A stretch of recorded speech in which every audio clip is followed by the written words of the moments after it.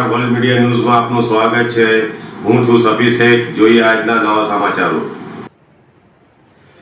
Bharuch railway station પર railway પોલીસને મોટી સફળતા મળી છે। મિશન સેફ સ્ટેશન અભિયાન અંતર્ગત કરવામાં આવેલી પેટ્રોલિંગ દરમિયાન પ્લેટફોર્મ નંબર 3 પરથી અંદાજે 4 લાખથી વધુ કિંમતનો 8 કિલો ગાંજોના જથ્થો બિનવારસી હાલતમાં મળી આવ્યો હતો। પોલીસે NDPS એક્ટ મુજબ ગુનો નોંધી તપાસનો ધમધમાટ શરૂ કર્યો છે। રાજ્યભરમાં ચાલી રહેલા મિશન સેફ સ્ટેશન અભિયાન અંતર્ગત ભરૂચ રેલવે પોલીસ સતત સ્ટેશન પર સઘન પેટ્રોલિંગ અને ચેકિંગ કરી રહી હતી।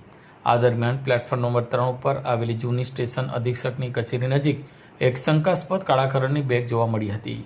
પોલીસે બેગની તપાસ કરતા તેમાંથી 8 કિલોને 75 કિલોગ્રામ ગાંજો મળી આવ્યો હતો, જેની બજાર કિંમત 4,03,000 રૂપિયા જેવી થાય છે। પ્રાથમિક તપાસમાં પોલીસને આશંકા છે કે ગાંજાનો આ જથ્થો ટ્રેન મારફતે અન્ય સ્થળે પહોંચાડવાનો હતો, પરંતુ પોલીસની હાજરીનો અણસાર મળતા જ હેરાફેરીમાં સંડોવાયેલા શખ્સો બેગ સ્ટેશન પર જ મૂકી ફરાર થઈ ગયાનું અનુમાન વ્યક્ત કરવામાં આવી રહ્યું છે। ઘટનાની જાણ થતાં જ રેલવે પોલીસે ઘટના સ્થળ પર પહોંચી પંચનામું કરી ગાંજાનો જથ્થો કબજે કર્યો હતો।